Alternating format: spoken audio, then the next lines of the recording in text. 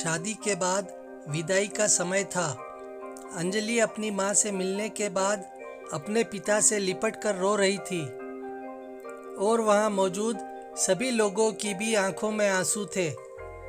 उस समय अंजलि ने घूंघट निकाला हुआ था और अब उसका विदा होकर ससुराल जाने का समय हो गया था। तो जैसे ही अंजलि रोती हुई कार में बैठने लगी, तभी उसकी छोटी बहन रोती हुई उससे दोबारा लिपट कर रोने लगी। तभी गाड़ी के पास खड़े अंजलि के पति विनोद से उसका दोस्त रमेश कहता है, अरे यार विनोद, यहाँ से घर पहुँचते ही सबसे पहले होटल महाराजा पैलेस पहुँचकर एक बढ़िया सा खाना खाएंगे, क्योंकि यहाँ तेरे ससुराल में तो एकदम घटिया खाना था। ऐसा खाना तो हमारे यहाँ कुत्तों को भी नहीं खिलाते। तभी साथ ही खड़े विनोद के छोटे भाई ने भी कहा, हाँ यार, यहाँ का खाना तो एकदम बकवास था और रसगुल्ला में तो रस ही नहीं था। ये कहते हुए वो तीनों ही जोर जोर से हंस रहे थे। तभी अंजलि के पति विनोद ने भी अपने ससुराल वालों का मजाक उड़ाते हुए कहा कि हाँ यार, मैंने भी मजबूरी में ही यहाँ का खाना खा लिया, वरना मैं तो ऐसे खाने को हाथ भी नहीं लगाता। और अब पक्का हम तीनों घर पहुँचते ही होटल महाराजा पैलेस का खाना खाएंगे। अपने पति के मुंह से ऐसी बातें सुनकर अंजलि कार में बैठती बैठती रुक गई और उसने गुस्से में सबके सामने अपना घूंघट हटाते हुए कार के दरवाजे को जोर से बंद किया और आंखों में आंसू लिए अंजलि अपने पिताजी के पास चली गई और उनका हाथ पकड़कर उनसे ये कहा कि पिताजी, मैं ससुराल नहीं जाऊंगी, मुझे ये रिश्ता बिल्कुल मंजूर नहीं है। ये बात अंजलि ने इतनी जोर से कही कि सब लोग उसकी बात सुनकर हक्के बक्के रह गए। सब लोग अंजलि के नज़दीक आ गए और अंजलि के ससुराल वालों पर तो जैसे पहाड़ ही टूट पड़ा हो। वजह क्या थी, ये किसी को समझ नहीं आ रहा था। तभी अंजलि के ससुर रघुवीर जी ने आगे बढ़कर अंजलि से पूछा कि अंजलि बेटी, क्या बात है, तुम अचानक ही शादी के बाद अपनी विदाई होने के समय यूं शादी को नामंजूर कर रही हो। तभी अंजलि कुछ देर चुप रहने के बाद अपनी आंखों में आंसू लिए अपने ससुर से बोली कि बाबूजी, आपको पता है, मेरे माता पिता ने अपने सभी सपनों को मारकर हम सभी बहनों को इतना पढ़ाया लिखाया और काबिल बनाया, और आप जानते हैं कि एक बाप के लिए उसकी बेटी क्या मायने रखती है। वैसे आप और आपका बेटा कभी नहीं जान सकते, क्योंकि बाबूजी, आपके घर में तो कोई बेटी है ही नहीं।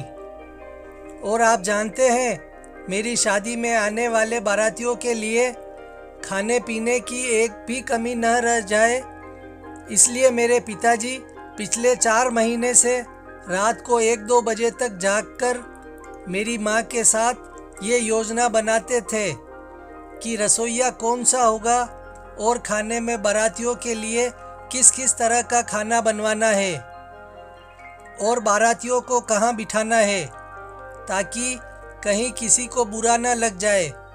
और शायद आप नहीं जानते कि मेरी माँ ने पिछले 2 साल से एक भी नई साड़ी नहीं खरीदी, क्योंकि मेरी शादी में पैसों की कोई कमी न हो जाए।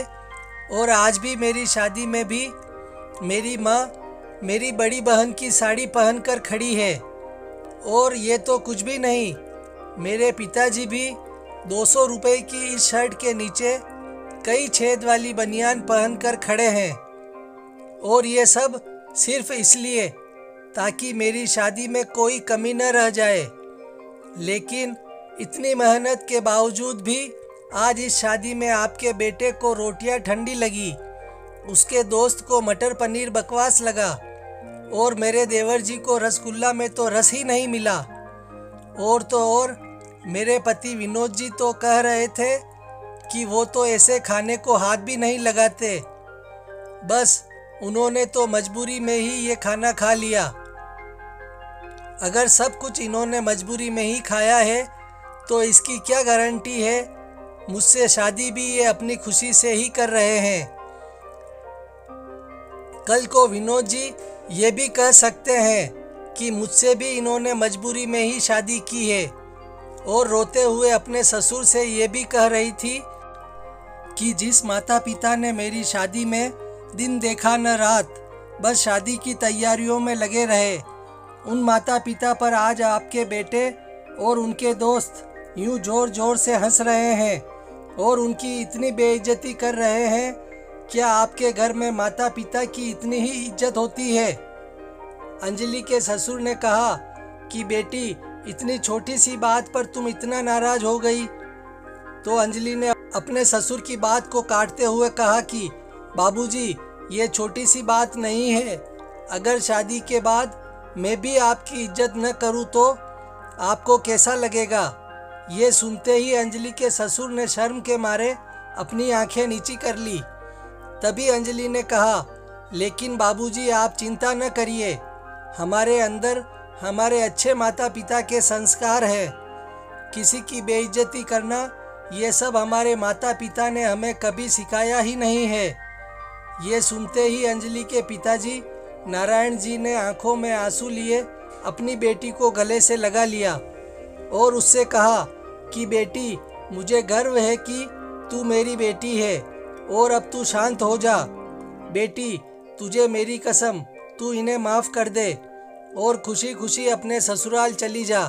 तभी अंजलि का पति विनोद भी अंजलि के पिताजी और अंजलि से हाथ जोड़कर माफ़ी मांगता है और ये कहता है कि बाबूजी, मुझे माफ़ कर दो, सारी गलती मेरी ही है, लेकिन आज आपकी बेटी ने मुझे एक पिता की इज्जत करना सिखा दिया और आज के बाद मैं हर किसी के माता पिता की हमेशा इज्जत करूँगा।